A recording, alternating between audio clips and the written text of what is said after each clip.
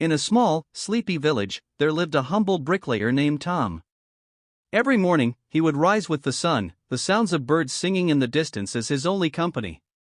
He wasn't a wealthy man, nor did he seek riches. His life was simple, defined by the rhythm of his work and the warmth of his hearth. Tom's hands were calloused from years of laying bricks, yet his heart was soft and generous. He had a small cottage at the edge of the village, surrounded by a garden he lovingly tended. People often sought his help when they needed something built, whether it was a sturdy wall, a new house, or a chimney. One day, a nobleman came to Tom with a request. The village was to be expanded, and a grand castle was to be built at the hill's top. "Tom," the nobleman said, "I need you to build the most magnificent walls. I will pay you well for your skill." Tom was flattered by the offer but remained humble. "I will do my best," he replied. The construction began, and Tom worked day and night, carefully laying each brick with precision. But as the weeks passed, Tom noticed something odd. The nobleman was no longer interested in the quality of work or the well-being of the workers.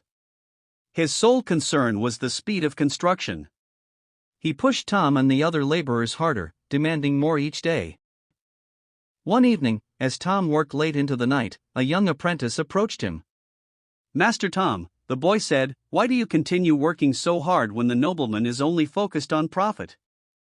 Tom paused, wiping sweat from his brow. "I do it for the work itself, for the love of building something that lasts. The nobleman may care only for the castle, but I care for the integrity of every brick I lay." The apprentice thought about this for a moment, then nodded in understanding. "But how do you find the strength to continue, day after day?" Tom smiled gently. "Because every brick I lay has meaning.